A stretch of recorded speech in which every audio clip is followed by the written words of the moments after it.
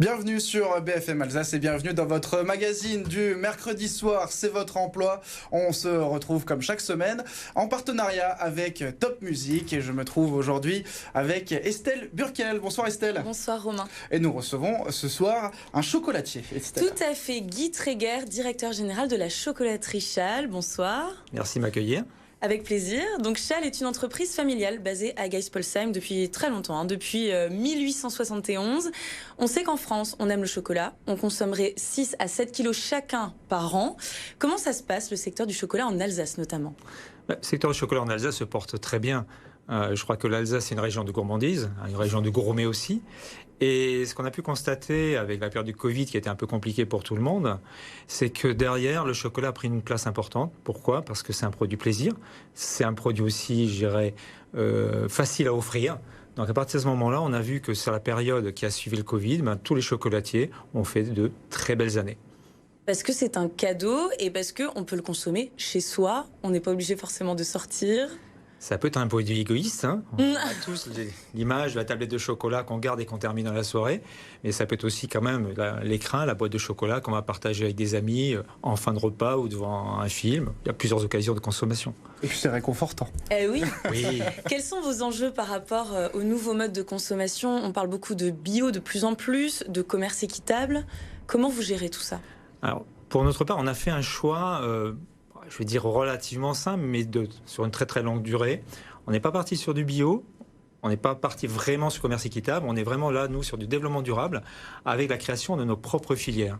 C'est-à-dire qu'aujourd'hui, on a nos propres plantations de cacao en Équateur, ça fait à peu près entre 1100 et 1200 hectares, ce qui nous permet de créer nous-mêmes notre couvercle de chocolat.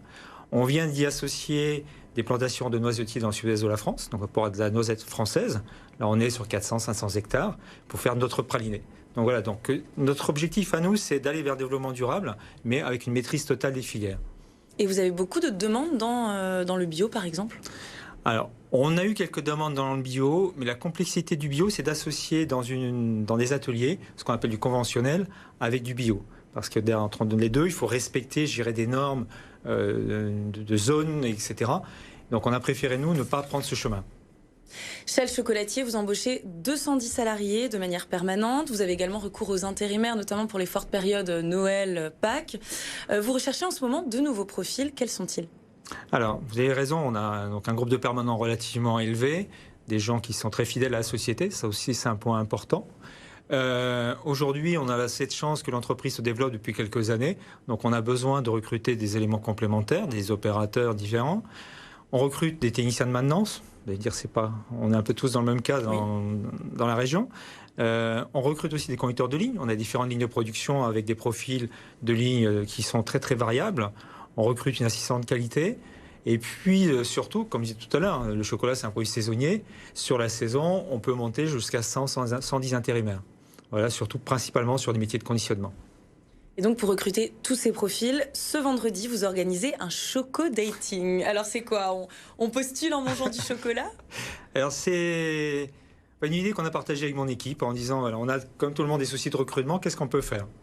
Donc, on pense tous, c'est job dating, etc. On s'est dit, bien sûr, on va le rebaptiser choco-dating, il faut qu'on fasse les choses un peu différemment. Et puis, surtout, c'est de se dire, on va accueillir les gens de l'entreprise. Jusqu'à présent, on n'accueille jamais des visiteurs, à part des clients bien sûr, mais on n'est pas une entreprise ouverte. Au-delà, ce vendredi, on ouvre les portes, on va faire visiter nos ateliers, on va faire partager des moments avec nos équipes. Ce qui est important pour nous aujourd'hui, c'est que les gens viennent nous découvrir. Sans rendez-vous ? Sans rendez-vous, tout à fait, parce que je pense aussi que les temps évoluent et que les rendez-vous, on le voit dans la restauration, on les honore pas toujours. Hein. Et je parle que de la restauration. Donc là, c'est de dire les gens venaient spontanément. De toute manière, on est prêt, on est souple. On sait accueillir, on sait s'adapter aussi aux personnes qui vont venir. Ils auront l'occasion de découvrir des ateliers, ils auront l'occasion de découvrir des métiers, ils auront l'occasion aussi, bien sûr, de découvrir un petit peu et de déguster quelques chocolats, ce qui n'est pas anecdotique. Et donc, on n'est pas obligé de venir avec son CV, c'est bien ça ? Non. On peut, même la curiosité peut nous amener à venir voir ce qui se passe chez vous. Je mettrai quand même un petit bémol. Je ne vais pas recevoir... Est-ce qu'on va pouvoir s'inviter avec Estelle ? On ne va pas obligatoirement recevoir avec toute la famille complète, 5 enfants, 4 grands-parents, etc. Non. Bien sûr. Mais les gens peuvent venir, oui, après... derrière, c'est à nous aussi, je dirais, de leur montrer ce qu'on sait faire, et après d'échanger ensemble. est-ce qu'il y a un intérêt commun d'aller plus loin? Et plus loin, c'est quoi derrière? De se voir si on va prendre un rendez-vous, et là, on va rentrer dans un schéma un peu plus classique de recrutement. Et alors, en fait, vous êtes presque obligé d'innover aujourd'hui. Vous n'êtes pas les premiers à faire du job dating un petit peu différent. On est dans une situation aujourd'hui en Alsace où, en fait, les candidats doivent séduire les recruteurs, mais les recruteurs doivent séduire tout autant les candidats. Tout à fait. Je pense que dans le passé, je peux me permettre vu mon âge, mais dans le passé, on était plus sur la notion d'achat lorsqu'on faisait du recrutement. Aujourd'hui, on est passé dans une position de vente. Et quand on fait le terme de séduction, je crois que c'est le terme réel. Il faut qu'on arrive à séduire et dire qu'on peut travailler ensemble. Mais ça va à la fois sur le côté métier, entreprise, mais ça va aussi sur le côté humain. Il faut que ensemble, comme dans un couple, comme dans un groupe d'amis, il faut qu'on ait envie d'être ensemble. Et c'est la première base.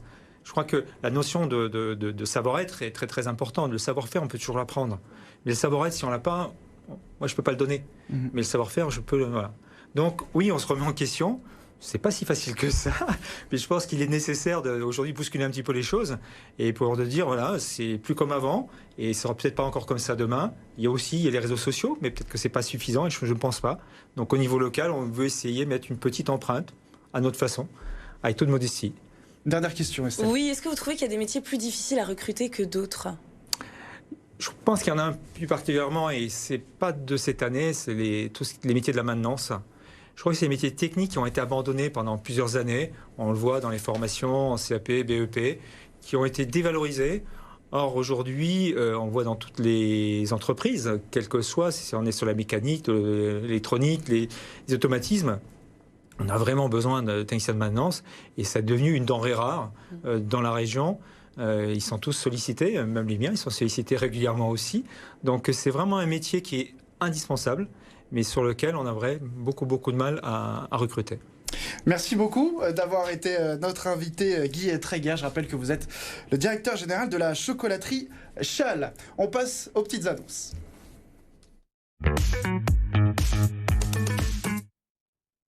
Et on commence avec O2, Estelle. Toutes les agences de service à la personne O2 vous accueillent demain partout en Alsace pour un job café. Le but est de venir sans CV, juste pour discuter des offres d'emploi. Pas de pression puisque pas d'entretien. Plus de 2000 postes sont à pourvoir dans toute la France. Rendez-vous toute la journée dans l'agence O2 près de chez vous. Et 50 postes à pourvoir à Essingues. L'entreprise Cryostar, spécialisée dans la conception et la fabrication d'équipements cryogéniques à Essingues, oui, recrute 50 personnes, mécaniciens, techniciens, ateliers testeurs, projeteurs ou encore différents profils d'ingénieurs sont à pourvoir. Rendez-vous sur cryostar-carriers.com.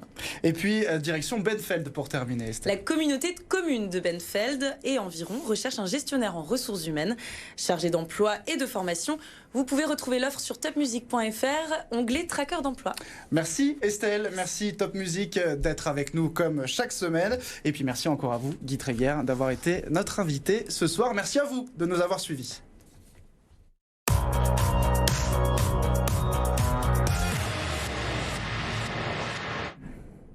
La météo pour